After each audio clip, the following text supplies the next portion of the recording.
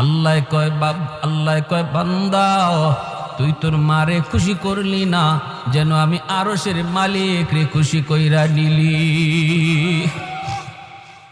রাতের বেলা মাথায় একটু তেল লাগায় দিছো মার, বাবার পায়ের তলায় একটু তেল মালিশ করে দিছো।